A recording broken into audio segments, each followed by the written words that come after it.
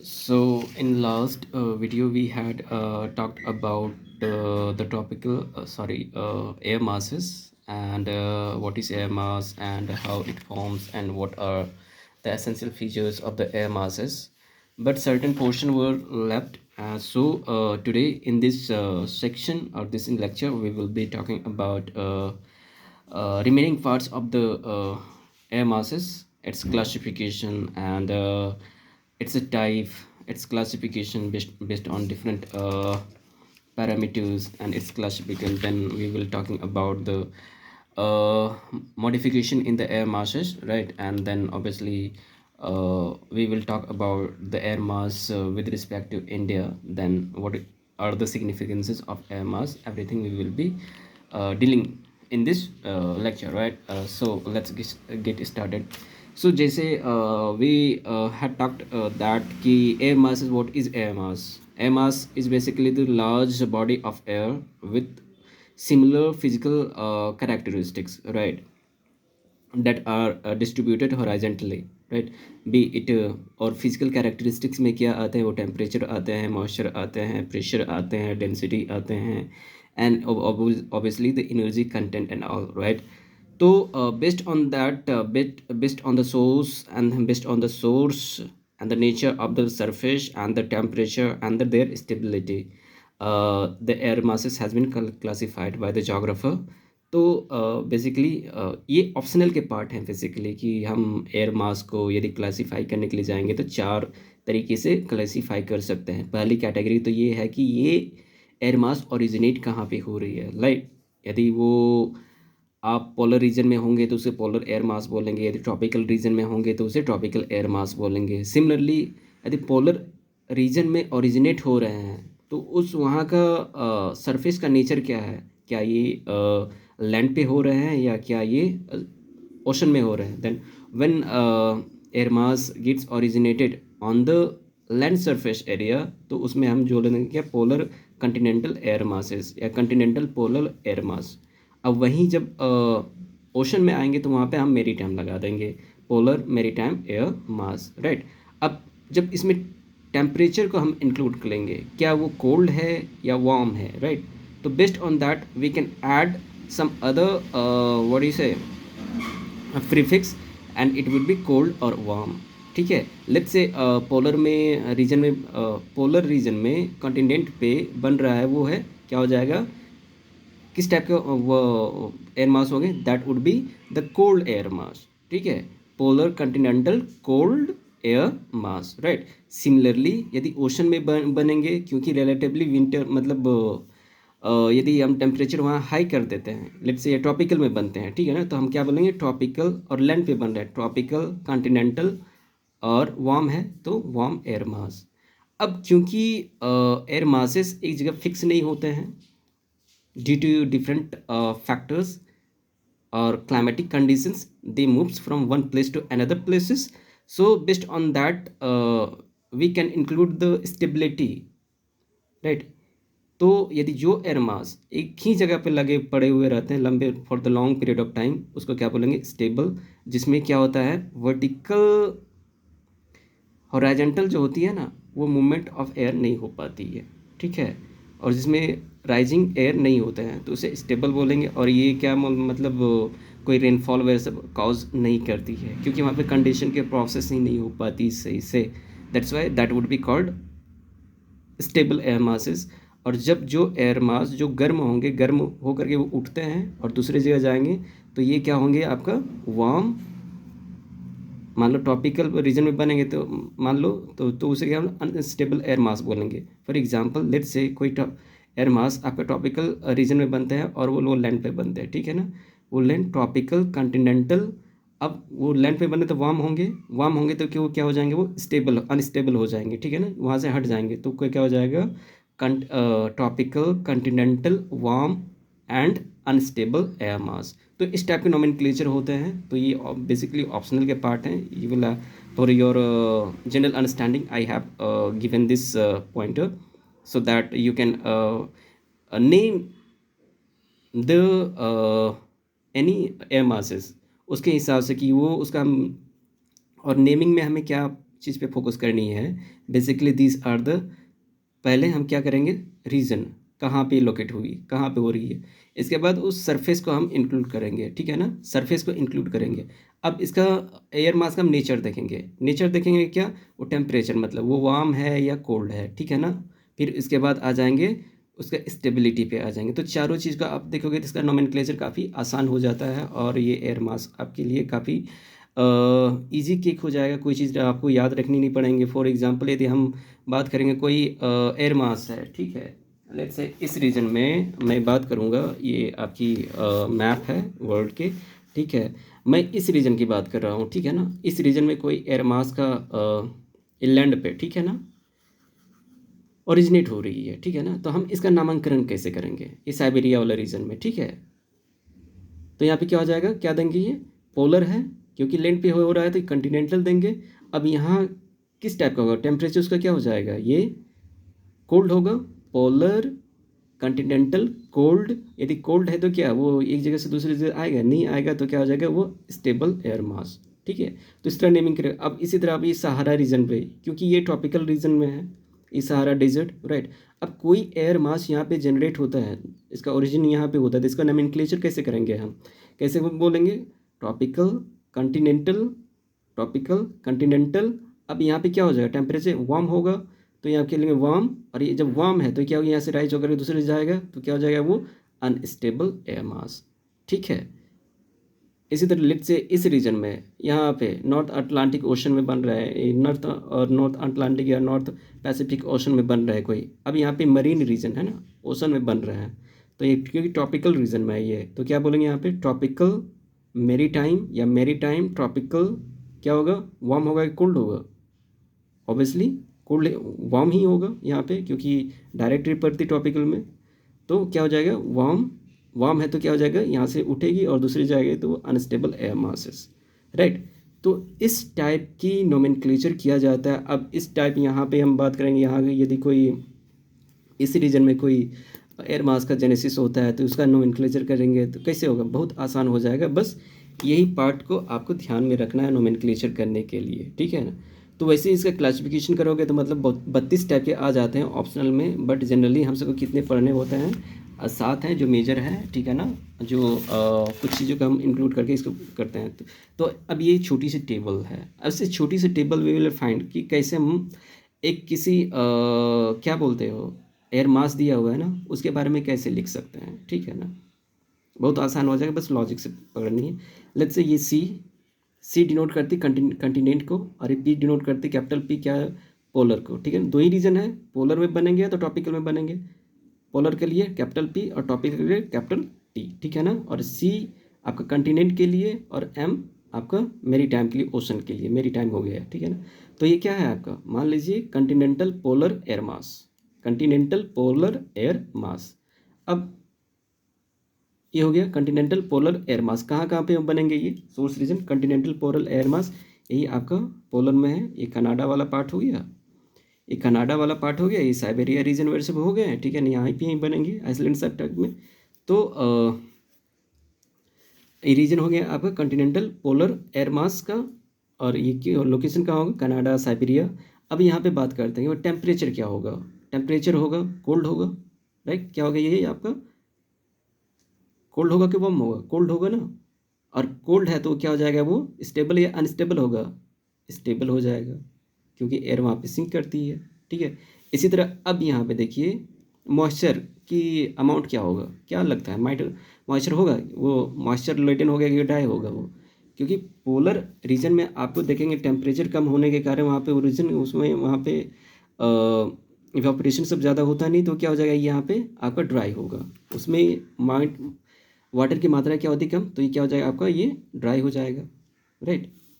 तो यहाँ पे जनरल फीचर वैसे मैं बताया हूँ, जैसे कोल्ड होगा, ड्राई होगा, स्टेबल होगा, और इसके कारण क्या हो जाएगा, कोल्ड वेव का फॉर्मेशन होता है और कोल्ड वेव उस रीजन में प्रीवेल करता है, राइट।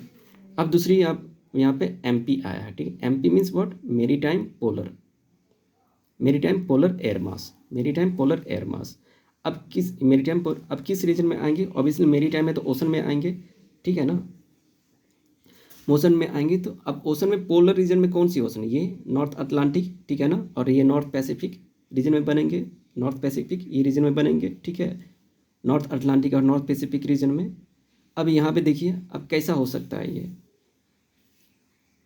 लैंड के कंपैरिजन में कोल्ड ही होगा, राइट। तो यहाँ पे क्या बोलेंगे, इसका भी नॉमिनल कैसे हो जाएगा, मतलब क्या होगा, टेम्परेचर का क्या होगा, ये भी कोल्ड होगा, मतलब कुल लैंड के कंपैरिजन कम ही होगा, ठीक है ना। लेकिन ये ओशन में बन रहे हैं तो क्या होगा, इसका अब इसका मतलब मॉइस्चर होगा कि नहीं, ऑब्वियस सी बात मॉइस्चर होगा, मॉइस्ट होगा, ठीक है ना। और जब ये मॉइस्ट है, मॉइस्चर है, तो मॉइस्चर जहाँ पे होगा तो कंडेंसेशन होगा, एक दूसरे से जाएगा दूसरी जगह, तो वहाँ पे क्लाउड का फॉर्मेशन होगा, then obviously it will cause the rainfall, right. तो this are the certain techniques to remember in easy way. इसी तरह अब दूसरा ये आ गया, नेक्स्ट आ गया ये सी टी, ये क्या है, सी मीन्स कॉन्टिनेंटल और टी से topical, continental topical air mass, continental topical air mass. अब कहाँ कॉन्टिनेंट पे बनना है ना, टॉपिकल रीजन में, this are the topical region. अब वैसा लोकेशन क्या है कॉन्टिनेंट, एक तो यहाँ बनेगा इस रीजन में, ठीक है ना, और इस रीजन में बनेगा, तो सहारा और अरेबियन रीजन में बन सकते हैं, इस रीजन में बनेगा, इस रीजन में बनेगा, इस रीजन में बनेगा, these are the location in the topics right. So यहाँ पे बनेगा। तो अब यहाँ पे यदि नाम कर, क्योंकि ये कॉन्टिनेंट पे लैंड पे बन रही है, तो यहाँ पे टेम्परेचर क्या हो जाएगा, ट्रॉपिकल में है तो टेम्परेचर क्या हो जाएगा, हॉट होगा, काफ़ी ज़्यादा क्या होगा, हॉट होगा, ठीक है। अब यहाँ टेम्परेचर, क्योंकि रेगिस्तान में क्या मॉइस्चर आएंगे, वहाँ पे मॉइस्चर आएंगे, तो ये मॉइस्चर नहीं आएंगे तो क्या हो जाएगा, ये क्या रहेगा आपका, ड्राई होगा, क्या रहेगा वो, ड्राई। अब ड्राई काफ़ी गर्म और ड्राई है, तो इससे क्या बनती है हमारा, हीट वेव, क्या क्या लाती है ये, हीट वेव लाती है, ठीक है। और फिर आते हैं टॉपिकल रीजन में ही आते हैं मेरी टाइम, जब ओशन में बनेंगे तो ये ओशन वाला पार्ट में जब आप देखोगे, दिस वाला रीजन, ये वाला पार्ट में अटलांटिक ओशन में, आप इंडियन ओशन की बात करें, ये वाला रीजन, ये वाला रीजन, ये वाला रीजन, इस रीजन में बनेंगे एयर मासेस, राइट, मेरी टाइम में। तो क्या हो जाएगा, ये वार्म तो होगा ही हो, क्योंकि गर्मी तो हमेशा रहती है, वार्म तो होगा ही होगा, प्लस ये क्या हो जाएगा, इसमें मॉइस्चर की मात्रा ज़्यादा हो जाएगा। तो आप नोमेनक्लेचर कर लो, इसमें क्या हो जाएगा, ये प्रॉपर्टी लिख लेते हैं, टेम्परेचर कैसा हो जाएगा, ये वार्म होगा, वार्म होगा, ठीक है, और मॉइस्चर भी होंगे इसमें, मॉइस्चर होगा, मॉइस्चर होगा, और मॉइस्चर और वार्म है तो यहाँ स्टेबलाइज करेंगे तो ऑब्वियसली रेन कॉज करेंगे, ठीक है। अब एक चीज़ और, इक्वेटोरियल रीजन में जाओगे तो नियर पोलर, इक्वेटर के रीजन में, ये बीच वाला पार्ट में, ये यहाँ पे इस रीजन में, तो उसका भी सेमी नेचर होगा आपका, काफ़ी ज़्यादा मतलब गर्म होगा, वार्म होगा, इसके बाद मतलब ये क्या होता है, मॉइस्चर से लेडन होगा, और यहाँ पे काफ़ी हैवी रेनफॉल कॉज करती है। अब सी ए कंटिनेंटल आर्टिक रीजन, आप तो आर्टिक रीजन में लैंड आते जाते हैं, ठीक है। तो यहाँ पे आप आर्टिक रीजन में जो बियॉन्ड ये है पोलार यहाँ पर, ठीक है, तो आप यहाँ पे आओगे तो उस उधर का नेचर कैसा है, ऑब्वियसली कोल्ड होगा, ड्राई होगा, और फीचर आप देख लो। तो बेसिकली ये इसका किसी भी एयर मासेस का मतलब नेमिंग और उसका प्रॉपर्टीज़ के बारे में लिखना होगा तो बस 3-4 पैरामीटर को याद रखना पड़ता है। सबसे पहले तो उसको देखते हैं कि मतलब वो किस जगह ओरिजिनेट हो रही है, उसी के बेसिस पे कॉन्टिनेंट पे होता है कॉन्टिनेंट, यदि ओशन में तो मैरीटाइम, पोलर में तो पोलर लगाएंगे, और ट्रॉपिकल में ट्रॉपिकल। उसका फिर टेम्परेचर देखेंगे तो इतना जनरल तो आइडिया होता है कि पोलर में टेम्परेचर कम होता है, और टेम्परेचर कम होता है स्टेबिलिटी उसके हिसाब से हम डिसाइड कर लेते हैं, फिर वो मॉइस्चर उसमें क्या है और जनरल फीचर उसके बेसिस आप लिख सकते हो, ठीक है। तो ये बेसिकली एयर मास का मतलब सिंपल तरीका है आपको याद रखने, जो कभी नहीं भूलोगे, राइट। तो अब यदि बात करते हैं कि एयर मास का भी मॉडिफिकेशन होता है, जैसे मैं बताया कि एयर मास इज स्टैटिक होता है नहीं, वो डिफरेंट प्लानिटरी जो आपका विंड्स जो होते हैं ना, उसके थ्रू वो एक जगह से दूसरी जगह मूव करते हैं, ठीक है ना, और उसके बाद वो जब एक जगह से दूसरी जगह जाएंगे तो इसमें मॉडिफिकेशन आती है, या तो मॉडिफिकेशन होगी वो थर्मोडाइनमिक मॉडिफिकेशन होगी, या थर्मली मॉडिफाइड हो जाएगा, या थर्मोडाइनमिक मॉडिफिकेशन जो हाइट के साथ में होगा। इसमें दो प्रोसेस जो काम करती है, जैसे मैंने बताया था, एडियाबेटिक प्रोसेस और डाईबेटिक प्रोसेस। डाईबेटिक प्रोसेस में क्या होता है कि ये अपने अंडरलाइंग सरफेस से टेम्परेचर मतलब क्लाइमेटिक फीचर्स एक्वायर करते हैं, टेम्परेचर, मॉइस्चर एंड ऑल। जैसे कोई भी एयर मासेस है ओशन में आ गया, यहाँ से ठंडा वाला आ गया, ये ठंडा वाला साइबेरिया से कोई एयर मास आ रही है, ठीक है, और ये ट्रॉपिकल रीजन में आएगी, ठीक है ना। ट्रॉपिकल रीजन का आपको पता है क्या, टेम्परेचर ज़्यादा है, टेम्परेचर ज़्यादा है, और मॉइस्चर यहाँ पे ज़्यादा है, तो ये वाला तो यहाँ पे टेम्परेचर कम लेके आएगा ना, तो फटाक से ये राइज होना, तो यहाँ पे फॉग क्रिएट करना स्टार्ट हो जाएगा ये, क्योंकि ये वाला पार्ट को थोड़ा ठंडा करे, मतलब ठंडा है तो उसको क्या क्या गर्म करेगा, और ये भी ठंडा होगा, जिसके कारण यहाँ फॉग बनेगा, फिर स्प्लिट मतलब हल्का फुल्का, और बर्फ़ का मतलब चीज़ें मतलब ऐसे ऐसे लेट बनना स्टार्ट हो जाती है, ठीक है। तो ये आपका मॉडिफिकेशन होती है जब एक जगह से दूसरी जगह, तो वो वहाँ पे हीट का एक्सचेंज होता है, फिर मॉइस्चर का भी एक्सचेंज होता है, प्लस में आपका सरफेस का फ्रिक्शन काम करती है, और टोपोग्राफी और सब काफ़ी ज़्यादा रोल प्ले करता है उसमें, मॉइस्चर को सॉरी एयर मास को मॉडिफाई करने में। और एक एग्जांपल के हिसाब से यदि देखते हैं तो कंटिनेंटल पोलर एयर मास जो साइबेरिया वाला पार्ट से आते हैं, मान लो ओशन में एयर आते हैं, मतलब ओशन में आते हैं, ठीक है ना। ओशन आपको पता है टॉपिकल वाला, तो क्या हो जाएगा वो, और ये ओशन क्या है आपका मॉइस्चर से लेडन है, ठीक है ना। तो उसका जब मॉइस्चर में आ जाएगा, मतलब ये ओशन में आ जाए, तो उसका नोमेनक्लेचर क्या हो जाएगा, मेरीटाइम पोलर एयर मास, ठीक है, मेरीटाइम पोलर एयर मास, और ये क्या हो जाएगा आपका मॉइस्ट हो जाएगा, राइट। तो ये वाली बात है, और वेदर का पैटर्न अकॉर्डिंगली चेंज हो जाता है। तो ये समझने के बाद अब आगे बढ़ते हैं कि हमारे इंडिया के कॉन्टेक्स्ट में जानते हैं एयर मास से क्या इंडिया में भी एयर मास का जेनेसिस होता है, यदि नहीं होता है तो क्या एयर मास का इफेक्ट इंडिया में होता है या नहीं होता है, राइट। एवरीथिंग तो इसमें सर्टेन एयर मासेस का रोल काफ़ी ज़्यादा होता है इंडिया के क्लाइमेटिक कंडीशन को डिटरमाइन करने में। फॉर एग्जांपल जो हमारा इंडिया जो है सब ट्रॉपिकल रीजन में पाए जाते हैं, और we have the monsoonic climatic condition, ठीक है ना। और मानसूनिक क्लाइमेटिक कंडीशन के कारण होता है, ये मेरीटाइम ट्रॉपिकल एयर मास के कारण होता है, क्योंकि आपको पता है कि इस रीजन में ये ट्रॉपिकल रीजन है, यहाँ पे एयर मास जो जनरेट होंगे वो मेरीटाइम ट्रॉपिकल एयर मास होते हैं, और वेस्टर्ली विंड की वजह से यार यही ऐसे मुड़ते हैं, और यहाँ पे क्या होते हैं आपके यहाँ पे मानसून के थ्रू रेनफॉल क्या करते हैं, कॉज करते हैं। और इसका मैकेनिज्म क्या होगा, मानसून कैसे आती है हमारे इंडिया में, सेपरेट वीडियोज़ का बनाएंगे डिटेल में, and we will be knowing everything about the monsoon. So तो ये हो गया अब सब हमारा मानसूनिक कंडीशन है because of this maritime tropical air masses, right. इसके बाद फिर कंटिनेंट में जो हमारे बन रहे कंटिनेंट टॉपिकल रीजन में कंटिनेंट पार्ट में जो बनते हैं, उसके कारण हमारे नॉर्दर्न इंडिया में आपको देखो हीट वगैरह सब आता है। ये हमारा अरेबियन रीजन हो गया, ठीक है ना। ट्रॉपिकल रीजन में अरेबियन डेजर्ट जो है, यहाँ पे हमारे क्या बनेंगे, कंटिनेंटल ट्रॉपिकल एयर मास बनेंगे, जो काफ़ी ज़्यादा हॉट एंड डस्टी होंगे। जब ये जाते हैं इंडिया में, तो नॉर्थन रीजन में आपको काफ़ी ज़्यादा हीट वेव लाते हैं गर्मियों के समय में। एंड हु इव जो भी दिल्ली में रह रहे होंगे, they might be feeling all this things. सर्दियों के दिन में सर्दियाँ बहुत ज़्यादा ही आती, गर्मियों के दिन में गर्मियाँ बहुत ज़्यादा ही आती, because of this air masses, right. अब देखोगे आप पोलर रीजन से एक आते हैं Continental polar area, central Asia में जो ओरिजिनेट होते हैं, वहाँ से आप कोल्ड वेव नॉर्थ इंडिया में देखोगे ठंडियों के दिनों में, ठीक है ना। कहाँ से आते हैं वो कंटिनेंटल पोलर एयर मास की वजह से ऐसा होता है। इसलिए दिल्ली में, पंजाब में देखो ठंडी बहुत ज़्यादा होती है, because of this cold wave caused by the continental polar air masses that originates nearby the central Asia। और मेरी टाइम, और ऑब्वियसली मेरी टाइम पोलर एयर मासेस जो वेस्टर्न डिस्टर्बेंस के हिसाब से डिस्टर्बेंस जो आते हैं हमारे इंडिया में, जिसके बारे में ऑलरेडी हमने बात कर लिया है, वो मेडिटेरियन रीजन में यही वाले रीजन में मेरी टाइम है, ठीक है ना। मेडिटेरियन रीजन में आपको ओरिजिनेट होते हैं, और वेस्टर्लीज के सहारे, ठीक है ना, वेस्टर्लीज और जेट स्ट्रीम के सहारे इंडिया की तरफ आते हैं, और सर्दियों में क्या करते हैं, ये रेनफॉल काउज करते हैं, ठीक है ना। और ये यहाँ पे आते हैं, इस जगह से मॉइस्चर, यहाँ से मॉइस्चर इधर ठंडा वर्षा रीजन होता है, इसके बाद फिर वो यहाँ पे काफ़ी ठंडी वाली बारिश होती है, जो बाद में डिफरेंट क्रॉप्स के लिए काफ़ी हेल्पफुल होता है, राइट। तो बेसिकली ये इंडिया में 4-5 टाइप का एयर मासेस का इफेक्ट होता है। एक तो मानसून इफेक्ट होती है आपका ट्रॉपिकल मेरीटाइम एयर मास की वजह से, और नॉर्दर्न इंडिया में आपका हीट वेव जो आती है गर्मियों में, ये because of tropical Continental air masses का। और सर्दियों में जो आप देखोगे कोल्ड वेव जो आती है because of what, Continental polar air masses जो सेंट्रल एशिया के अराउंड में ओरिजिनेट होते हैं। देन ऑब्वियसली वेस्टर्न डिस्टर्बेंस भी मेरीटाइम पोलर एयर मास की वजह से होते हैं।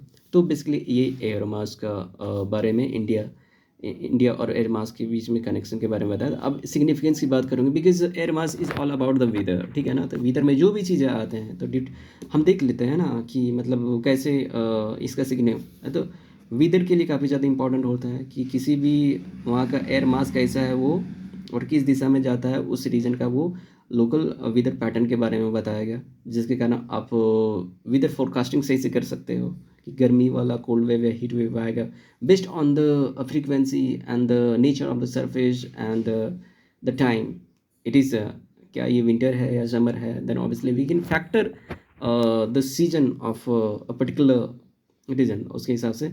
और साइक्लोन फॉर्मेशन में काफ़ी ज़्यादा मदद करते हैं, क्योंकि आपको पता है कि मतलब टेम्परेट साइक्लोन का फॉर्मेशन होता है फ्रंट के से, और फ्रंट बनते हैं क्या है, एयर मासेस से, राइट। सो अब साइक्लोन आएंगे, वेदर डिटरमाइन कि कौन वार्म है, मॉइस्चर लेडन है, तो उससे रेनफॉल ऑब्वियसली, इसके बहुत सारे इफेक्ट अपने से बहुत सारे लिख सकते हो बेस्ड ऑन योर बहुत बहुत सारे डिजास्टर मैनेजमेंट में काफ़ी हेल्पफुल होता है। तो बेसिकली ये हमारा एयर मास है। सो एयर मास कंप्लीटली हम सब डिस्कस किए हैं कि मतलब हाँ एयर मास होता है क्या है, इसका फॉर्मेशन कैसे होता है, what are the essential condition for the formation of the air masses, and how we name them, and based on the nomenclature how we can attribute their different physical properties, ठीक है, और based on that we can identify their significance in our daily life, be it climatic significance, be it agricultural significance, be it disaster mitigation related significance, and all. Obviously navigation, aviation and fisheries and all, everything is determined by the uh, what is the air masses, right. So ये था air masses. आगे question के बारे में भी discuss करेंगे कि ये थोड़ा सा हम आपके लिए मैं क्वेश्चन का लिस्ट लाया हूँ कि अब ट्राई करना है कि इसको एक्सप्लेन करने के लिए कि what is an air mass, explain its classification. यदि लेक्चर को आसानी से देखेंगे then obviously you can easily handle this question. What are the condition for the air mass formation, we have talk about this thing already. So आप essential condition को बता सकते हैं। Discuss the role of air mass in climate, air mass का क्या role होता है climate को डिटरमाइन करने में, then it is very easy question, you can easily handle it, right. वैसे आगे कुछ समय के बाद मैं अपना लेक्चर स्टार्ट करूँगा आंसर राइटिंग पे, that will be very helpful for you. So buddy, basically this was my lecture on air masses. In next video we will be talking about the front, right? Front के बारे में जानेंगे, and obviously इसके type कितने होते हैं front के, and how it determines the rainfall, और कैसे मतलब साइक्लोन को फॉर्मेशन में front play an important role, right. Everything we will talking about things. और यदि इसके पीडीएफ के बारे में बात करोगे then obviously I am uploading this video to my telegram channel. The name of the telegram channel is the Prakash K Civil. You can get pdf from there, and obviously these are the key pointers that can you remember. एक बार video को देख लो और ये जो की pointer जो है कि वो जो दिए हुए हैं उसे आप याद कर लो, रिवीजन में आपको काफ़ी ज़्यादा ये हेल्पफुल होंगे, right. So guys this was the thing that I wanted to say with you. So in next video we will be dealing about the front, and then we will proceed accordingly. So till then, bye bye, have a good day ahead.